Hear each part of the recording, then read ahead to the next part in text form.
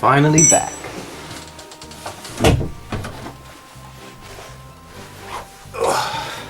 Hey guys, I've just been on a grand adventure. To the shop? Alright, well maybe it's not that much of a grand adventure, but I'll tell you who does go on a grand adventure. This adorable guy right here. Croc Legend of the Gobbos. Can you believe that this game was originally planned to be a Yoshi game? Yeah, Argonaut Software, the guys behind the Super FX chip used in games like Star Fox, pitched an idea for a 3D Yoshi game to Nintendo, and it would be the first 3D game for the N64. Nintendo said laugh out nope for reasons unknown, and made Mario 64 instead. Welp. So what do you do when Nintendo rejects you? Go pitch the idea to their rival, Sony. Change a green dinosaur to a crocodile and we get Croc Legend of the Gobbos. I really love this game. I think this is honestly an underrated 3D platformer for the PS1. It's very, very charming. Now of course I'll be looking at the PlayStation 1 version, which it was originally for, but there is also a Sega Saturn version and a PC version, which I heard are graphically worse. But how does this guy compare to games like Crash Bandicoot or Spyro the Dragon? Let's find out, shall we? Starting off with the most charming intro cutscene, here we have these creatures called the Gobbos, which always reminded me of Karibos from Yu-Gi-Oh! The king of the Gobbos, Rufus, was taking a walk when he noticed a cradle washed up. The Gobbos gather around to discover a baby crocodile, so they take him in, raise him as their own, teaching them all they know. Croc grows to become a big boy, just in time for the villain to make his scene. Baron Dante and the Dantinis. That doesn't sound quite right. No joke, when I was younger, I never heard the word Dante before, so I thought he was called Baron Dante, and not Dante. So Baron Dante is an evil wizard that for some reason have hatred toward the Gobbos. Like no joke, it says this right in the manual. Yeah, it literally says he had a long established hatred for all things Gobbo. One thing I do miss about modern gaming is these manuals, man, these instructions manuals, because I used to always check out the pictures or just see what they say about the story. And there's actually some funny things that they say in this instructions manual. For example, peering inside, they saw a baby crocodile. Naturally, they assumed he must be the early leader in the annual midget crocodile basket race. Yeah, of course. What? Not that there had ever been such an event. Oh, okay. But you never know about these things. Yeah? No. As he was a crocodile, they began to call him Crocodile, but then someone thought of a clever name and called him Croc. Though to some of the Gobbos, he will always be known as Mr. Fun Socks or Choo Choo McBoogie. I like that one. The Gobbos had long told stories of the Dantinis, a band of villains known far and wide for their ruthless burning, wanton looting, and marvelous singing voices. Oh my god, I never knew we were getting this deep lore right here, guys. I won't read all of this instructions manual, but if you haven't read the instructions manual here, the story, check it out. It made me smile. It's just a few little jokes there that they have, but yeah, it definitely gave me a little bit of a chuckle, so yeah, I really miss these. With the help of Dante's minions, he kidnaps all of the Gobbos, but before the king gets kidnapped, he tail whips the gong that summons the magical bird Beanie to transport Croc away. And so, Croc must journey to rescue his Gobbo friends. A simple story, but very charming. The goal is straightforward. Croc will journey through 4 worlds, the grasslands, the snowlands, the desert, and Baron Dante's castle. Something I like about the title screen is that the background have unique little areas. They look like you can go to them in the game, but you can't, unfortunately. I used to think this when I was a kid. And after each demo, you are treated to another area, which I think is really cool. As soon as I start, I'm greeted by this cartoony-like style with some awesome music. Honestly, the OST to this game is so good. It's one of the best things. I seriously love it. In each level, the goal is to get to the end and hit the gong. Along the way, you will find the Gobbos hidden in cages, boxes, behind mini-game puzzles, or just various locations. However, they are optional for the main game, as you just need to beat the level to proceed. A bit weird when you think the goal is to rescue these cute little guys. I do like it when you're close to one though. They yell, "Hi!" to Croc, and then they'll yell, "Yippee!" when you save them. It's so adorable. Crocs Collectables consist of these white crystals. They act like Sonic's rings. If you have at least one crystal, you'll survive a hit. If you get 100, you gain an extra life. You've also got the color crystals. Collect all 5 color crystals in a stage to unlock the secret door. Behind here, there is always a Gobbo to get. Sometimes it's straightforward, or other times you'll have to do a puzzle, and if you mess up, you have to do the level over again, which does suck. But there is some incentive to rescuing all the Gobbos, which I will get to later. I love how childlike this game feels, using jellies as springs, grabbing a balloon to take Croc somewhere, all the while saying, I kinda want some jelly now. Throughout the levels you may have noticed a small set of sparkles. Well, if you touch the sparkles, or if you land on hidden platforms, you are taken to a bonus area for lives. And trust me, if you are playing Croc for the first time, you're gonna need all the lives you can get. So how does Croc control? Well, not too good. It's tank controls again. For some reason, quite a few old 3D platformers have tank controls. I guess it was all the rage back then? First time players, it will take some getting used to. Croc feels stiff to move around and his aerial movement is quite bad. If you are jumping, better make sure you are jumping dead straight. You cannot move Croc around very well in the air. The worst part of it though is the swimming controls. Croc either moves too slow, or if you tap the X button to swim quicker, there is a bit of a delay, so if you're trying to avoid getting hit say, it can be hard. Luckily we don't have many swimming sections in this game. In terms of moves / abilities that Croc has, he has his standard attack, which is the tail whip, similar to Crasher's spin. You tail whip into an enemy and they disappear. Now the enemies don't permanently go away in this game, they will come back after a little while. He also has the stomp ability, maybe a reference to Yoshi perhaps? I do love the sounds he makes when he tail whips and stomps.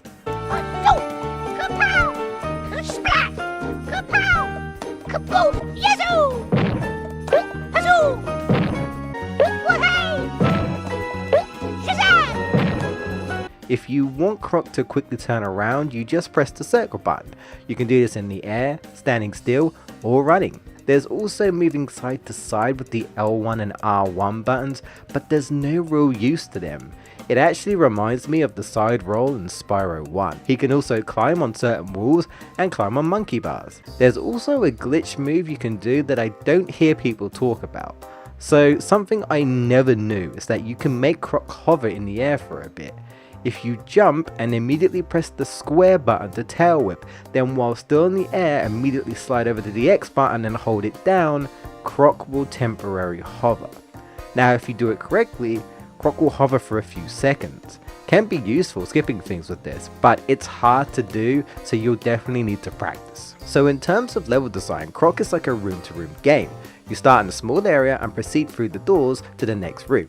You've got your typical platforms and such, but what this game likes to do is throw bottomless pits at you, especially on the snow world. If you love bottomless pits in Crash Bandicoot 1, you'll adore them in this game. This game will have you making tight jumps and leaps of faith. No, seriously, this level is literally called a leap of faith. The enemies aren't too big of a deal most of the time. You'll come up against those various different Dantinis with the little devil ones, the one with the pitchfork and horns that shoot fireballs at you. They're probably the worst of them. They can easily clip you, but most of the time they aren't a big deal. Croc is definitely more of a puzzle platform, I would say. Some rooms will be pretty straightforward, whereas other rooms will have you solve a bit of a puzzle in order to proceed, like pushing blocks to reach a platformer to get the key to open the door. You'll also find small keys to free Gobbos locked in cages. There are some interesting ideas here and there, but they don't use them too often. You'll soon get used to the same cave-like area and the same type of platform, but appreciate things when they are different. Like the switching platforms in this level. This guy with a hammer will hit switches, which flips the platforms, so you have to wait till it's safe. Each world has 2 boss fights. They aren't very hard apart from Neptuna, since it's in the water and the controls make it hard to avoid the last phase attack. I like the idea behind him though. Using his magic, Baron Dante transforms anything he wants, from ladybirds to ducks, to fight for him. After you defeat them, his magic breaks and they return back to normal, with Croc being like, But what happened? Some details I do like though is the box you break in the game change the design depending on the world. You have the normal ones for the grasslands and a more icy block feel for the snow world. Croc even has a unique animation in the snow world. If he stands still long enough, he will get cold and shiver saying, "Urgh." Not to mention the paw prints he leaves as he walks. God, I love snow levels. You got the dark room gimmicks in the desert world where you need to find some globes of light which temporarily light your way. Something I noticed as well in the desert world, sometimes you will hop into what looks like a pipe or a tube that takes you to the next area of the level.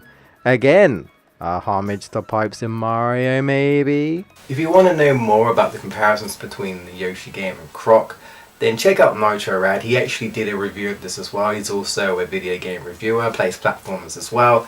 Highly recommend giving him a check out. I'll put the link to his channel in the description, so check him out after you've seen this video. I love the level names in this game. Snow Him So Well, Life's a Beach, the Tower of Power? No, wait, not that Tower of Power. Though I have to admit, that's a cool name for an evil lair. The Tower of Power! Once you've beaten the last level, it's time to face Baron Dante himself. He has 3 phases, but they're not too bad. The hardest one is him shooting electric balls at you, but a tip, stand under him. He won't get you. Once defeated, Croc frees King Rufus and everyone celebrates with a dance and a Croc statue as tribute. God, this game is just so charming. But we're not done yet. So remember how I said saving the Gobbos were optional before? Well, if you do rescue 6 Gobbos in each level, you unlock a secret level after every 3. In these levels, they will reuse assets from the other worlds. There are no more Gobbos or colored crystals to collect, but you can sometimes find bonus hearts here. What you do find here though is a puzzle piece which ends the level. I do want to mention one of these secret levels that does something interesting called Smash and See. It's the only time they do this. These Dantinis are invincible. You only see them in the level. So how do you get rid of them? Well, since the path is made of blocks and if you stump without holding X, Croc can float a little and recover safely. You have to break the path and drop them in it.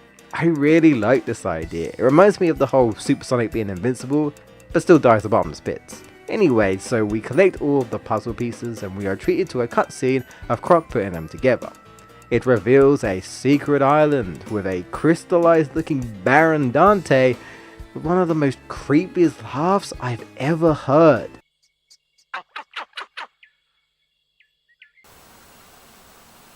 The hell did you say to me? And so the adventure returns. It's time for the bonus island. You'll traverse through 4 levels based on each of the worlds.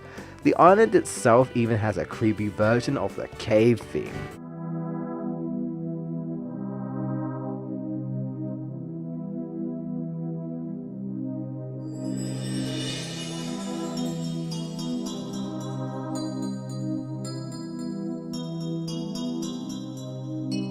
Here, once again, just get to the goal and you're good, unless you need extra lives. It's not very long. We reach the secret boss called the Secret Sentinel.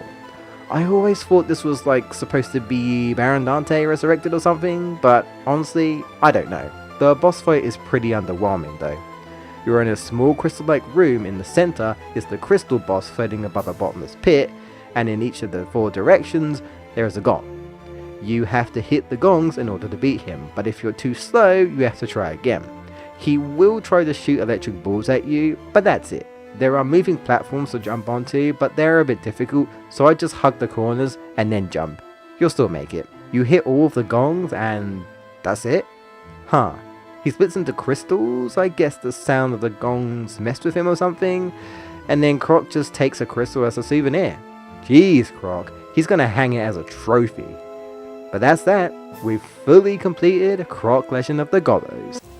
I really love this game because it's such a charming, adorable game and the music is absolutely fantastic. And I quite enjoyed the worlds, but the controls and the difficulty let it down. It's average at best. I really want to love this game fully, but it's still some things that irk me. It's not quite on the level of Crash Bandicoot or Spyro, but it could have been. It definitely had potential.